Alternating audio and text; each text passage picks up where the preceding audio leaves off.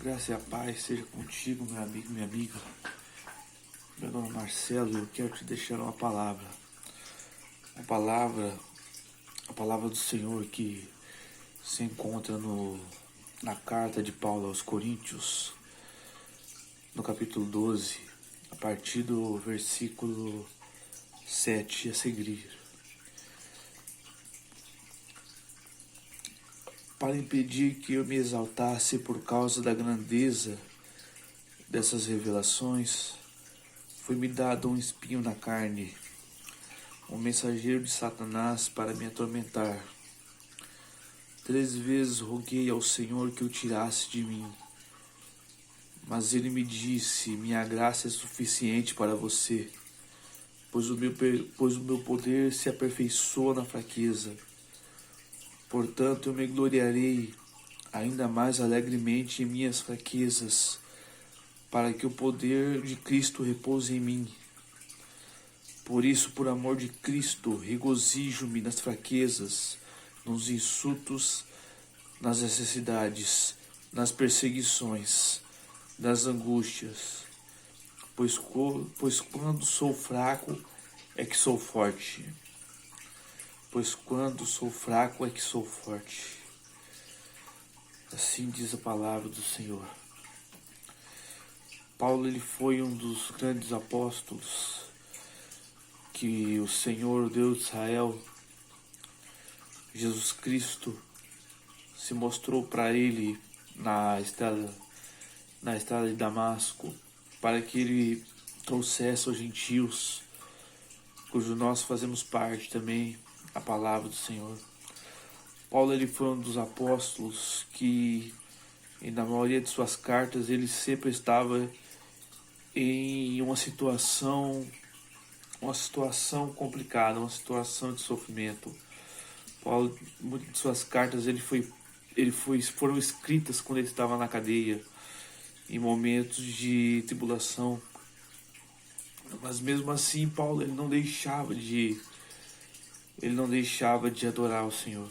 Ele não deixava de engrandecer o nome do Senhor, pois ele sabia que ele tinha um propósito, ele sabia o que era a sua missão. Aqui nessa carta ele fala aos coríntios que ele tinha um espinho, que até hoje nós não sabemos dizer o que era certamente. Alguns imaginam que talvez seria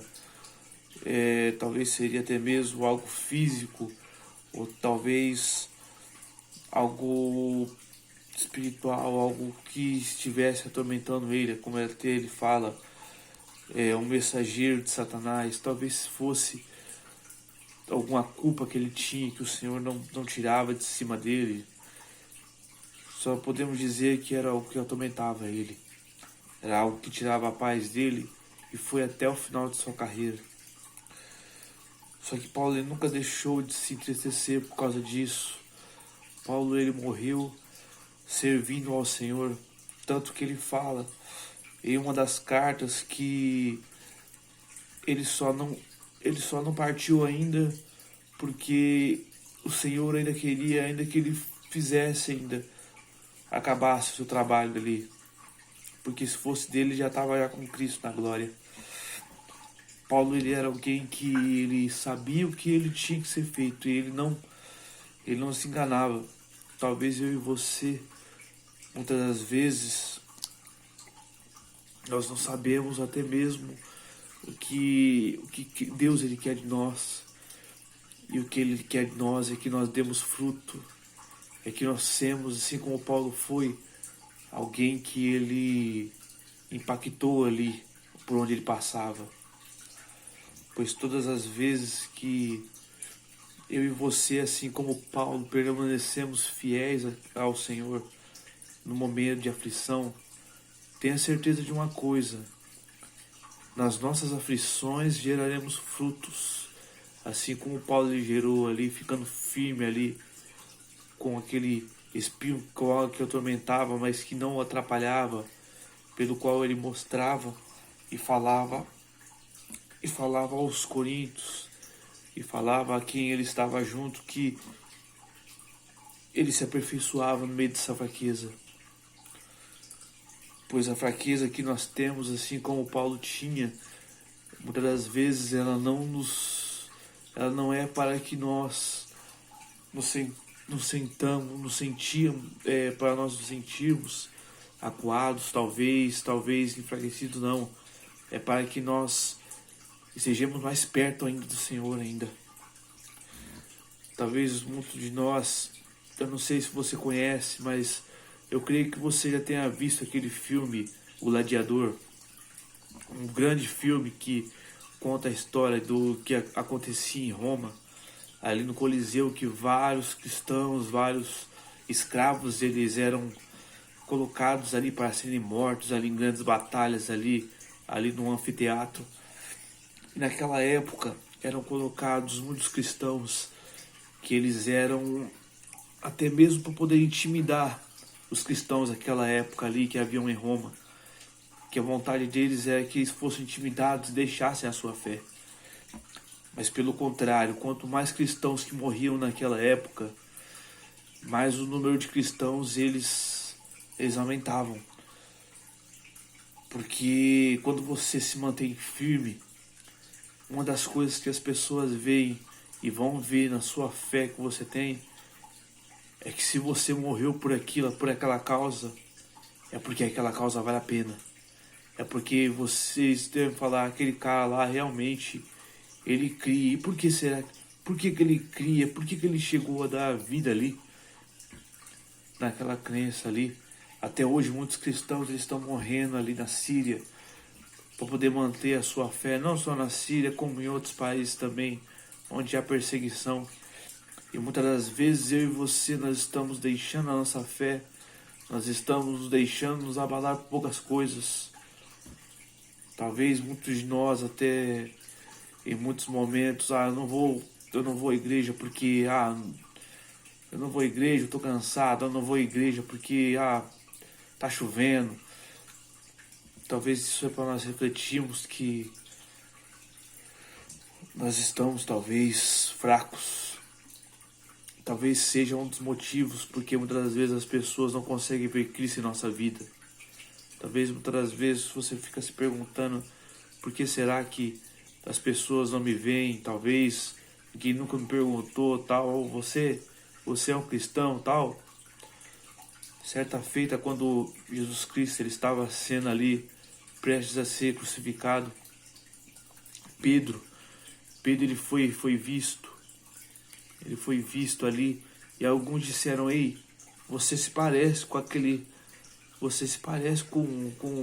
aquele cara ali, cara, você parece com um dos cristãos que seguem a Cristo. E Cristo já tinha falado já a Pedro que ele negaria 3 vezes a Pedro. Você já deve ter ouvido falar dessa história. E assim como nós vemos que antes do galo cantar as 3 vezes, Pedro negou a Cristo. Mas eu não quero chegar nesse ponto que Pedro negou a Cristo. Mas eu quero que nós foquemos uma coisa. As pessoas viam que Pedro era alguém parecido com Cristo, porque ele tinha algo de diferente, ele mostrava algo de diferente naquela época. Será que eu e você nós estamos sendo... Será que o nosso sofrimento está gerando frutos? Deus ele colocou no propósito de Deus, com certeza Deus ele quer o melhor de nós, ele quer o melhor para nós. Mas assim como a palavra dele nos fala, no mundo tereis aflições. Eu e você nós estamos aqui na terra para poder conseguir almas, para poder que o reino do Senhor ele seja manifesto aqui nesse lugar. Não nos deixamos enganar pelo que muitas pessoas estão falando aí, talvez muitas ideologias, não é? Como aquela ideologia que muitas igrejas talvez até pregam até, que é como que se diz o nome, não é? A ideologia a ideia da prosperidade, não é? Venha pra cá que você vai ser abençoado, ninguém nunca talvez fala que você vai ter aflição. O Senhor ele fala, nossa, que no mundo tereis aflições, então se estão falando para você que você só vai ter bênçãos ao seguir ao Senhor. Eu sinto muito, porque a maioria dos apóstolos eles foram crucificados, a maioria dos apóstolos foram martirizados, morreram por uma causa. Mas creia numa coisa, o Senhor Jesus Cristo ele morreu para que eu e você tenhamos vida, e vida com abundância. O meu tesouro, o teu tesouro não está nessa terra aqui. O que vier aqui nessa terra aqui para nós,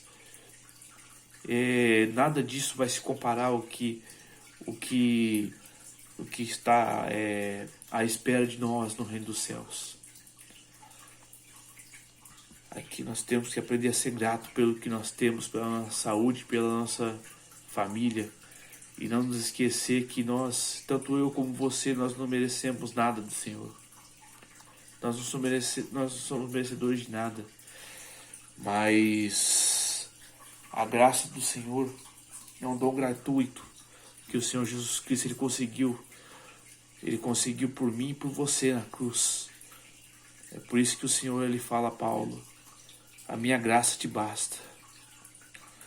Porque não é o que eu e você temos que fazer para chegar a Deus e merecer. Eu e você não merecemos nada do Senhor. Mas pela misericórdia do Senhor, a graça dele já nos basta para que eu e você tenhamos o direito à vida eterna. O que nos resta é seguir e obedecer a ele para nós podermos chegar mais perto dele e sentirmos mais a presença dele em nossas vidas. Fique com esta palavra. Continue firme em minhas tribulações e o Senhor, para que o Senhor seja exaltado na sua vida e as pessoas possam chegar à sua fé e que Deus ele está em você.